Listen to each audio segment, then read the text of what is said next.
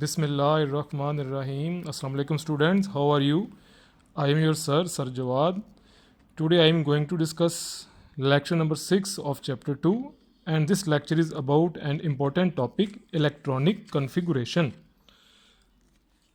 Student electronic configuration में जो आज हमने करना है इसमें चीज़ें हैं, डेफिनेशंस हैं जो आपको पहले मैं बता देता हूँ असाइनमेंट के अकॉर्डिंग जो इसमें करने वाली चीज़ें हैं।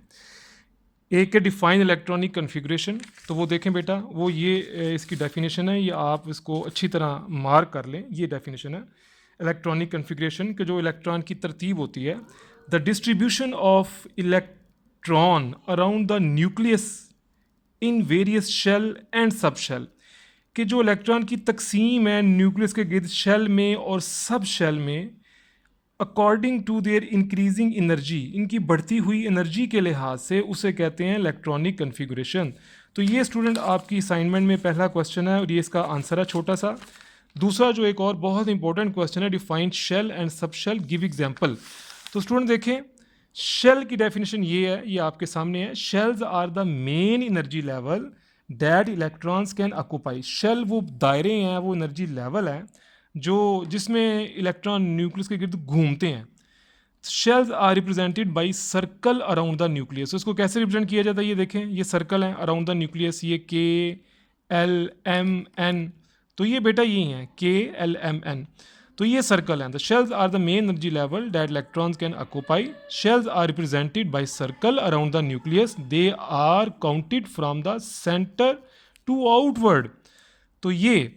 तो उसके बाद एक फार्मूला वो भी इसमें शामिल है, the number of electron that a shell can accommodate is given by 2n square, where n is the number of shell. यानी एक शेल में कितने इलेक्ट्रॉन हैं वो हम मालूम करते हैं एक फार्मूला से, और वो फार्मूला है 2n स्क्वायर। तो वो भी बेटा इसके आंसर में ये भी शामिल है, यानी यहाँ से लेके यहाँ तक, और फिर ये वाली अंडरलाइन वाला पोर्शन भी इसके आंसर में शामिल है शेल वाले में। तो आगे बेटा वो ये सब शेल का भी आ जाता है। इस shell also consist of subshell, shell के अंदर सब शेल होते हैं। The number of subshell in a shell is equal to its n value. एक शेल के अंदर कितने सब शेल हैं वो डिपेंड करता है इसकी वैल्यू फैन पे। जैसे ये टेबल ऑब्जेक्टिव है, वैसे देखें कि के शेल का एन की वैल्यू 1 है और उसमें सिर्फ एक सब शेल है एस। एल शेल के एन की वैल्यू 2 है और उसमें 2 सब शेल हैं एस और पी। एन एम शेल, इसके एन की वैल्यू 3 है और उसमें 3 सब शेल हैं s p d. N shell के अंदर एन की वैल्यू 4 है और इसके अंदर 4 सब शेल हैं एस पी डी एफ।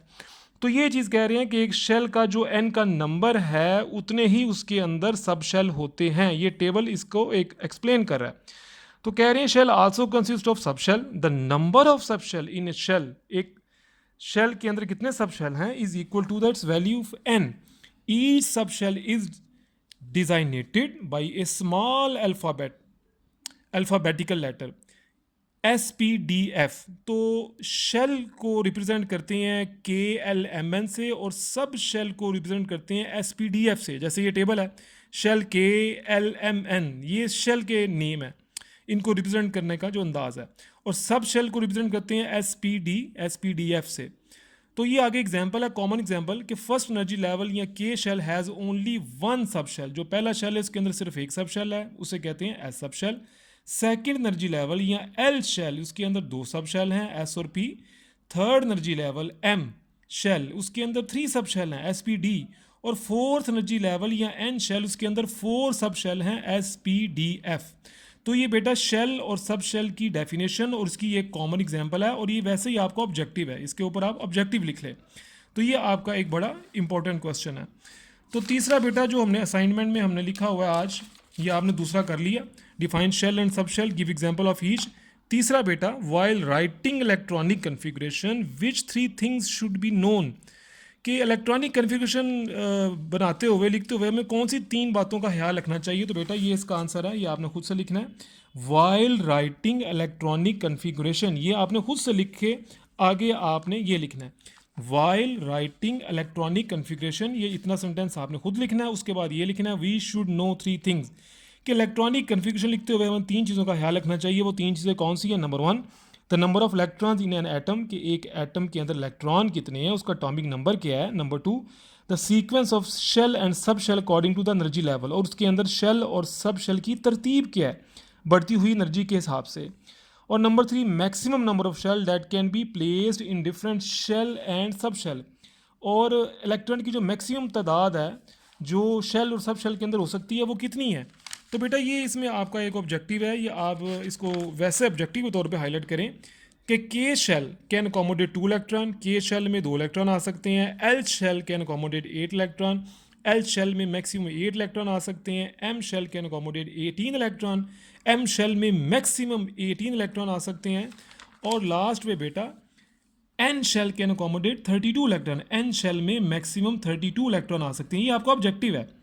और इसी तरह दूसरा जो है कि s subshell can accommodate 2 electron, s subshell में 2 इलेक्ट्रॉन आ सकते हैं, पी सब शेल में 6 इलेक्ट्रॉन आ सकते हैं, डी में 10 आ सकते हैं, एफ में 14 आ सकते हैं। तो शेल के अंदर जो तादाद है ना ये 2, 8, 18, 32, ये बेटा इस फार्मूले के अकॉर्डिंग है जो आपने भी यहाँ पढ़ा 2n²। तो 2n² के अकॉर्डिंग ये तादाद है 2, 8, 18, 32। इसके बाद बेटा लास्ट में एक एग्जाम्पल 2.1 है, right the electronic configuration of an element having 11 electron. ऐसे एलिमेंट की इलेक्ट्रॉनिक कन्फिगरेशन बताएं जिसका एटॉमिक नंबर 11 है। तो बेटा ये यहाँ से करनी है, इधर से। The electronic configuration will be written as, इसमें तो 11 इलेक्ट्रॉन है, तो सबसे पहला शेल कौन सा होता है, के। सबसे पहला शेल कौन सा बेटा, के में कितने की गुंजाइश है, ये यहाँ से देख लें 2 की। उसके बाद एल में कितने की गुंजाइश है, 8 की। तो 10 इलेक्ट्रॉन तो यहाँ पे पूरे हो गए। तो 11वां और लास्ट इलेक्ट्रॉन फिर एम में आएगा। तो बेटा ये चीज़ को उन्होंने दोबारा यहाँ एक्सप्लेन किया है कि the electronic configuration will be written as, के में आ गए 2 इलेक्ट्रॉन, एल में आ गए 8, 10 इलेक्ट्रॉन हो गए। तो 11वां इलेक्ट्रॉन लास्ट इलेक्ट्रॉन एम में आ गया 1, तो 2, 8, 1। तो ये है इसका आंसर। तो आगे यहाँ लिखा हुआ है कि जो इलेक्ट्रॉनिक कन्फिगरेशन है सब शेल्स में वो क्या है, 1s2, 2s2, 2p6 और 3s1। ये आपका भी फर्दर बेटा एक्सप्लेन होगी। फिलहाल KLMN वाली जेन में रखें 2, 8, 1, और सब शेल के अकॉर्डिंग ये है। तो यहाँ से बेटा यहाँ तक आपका आंसर है, बाकी ये आपने बिल्कुल नहीं करना, ये वैसे ही है फॉर योर अंडरस्टैंडिंग। तो आज के लेक्चर में आपकी असाइनमेंट में ये 4 क्वेश्चन है। तो बेटा ये वाले टॉपिक असाइनमेंट और पिछला जो आपका असाइनमेंट है ट्यूसडे वाला, ये कंबाइन करके इंशाल्लाह मैं आपको सिलेबस लिख देता हूँ जो आपका मंडे को इस दफ़ा इंशाल्लाह रिटन टेस्ट होगा। तो ध्यान से बेटा इस चीज़ को प्रिपेयर करें, मंडे को इंशाल्लाह ताला आपका रिटन टेस्ट होगा नए शेड्यूल के अकॉर्डिंग। ओके बेटा, अल्लाह हाफिज़।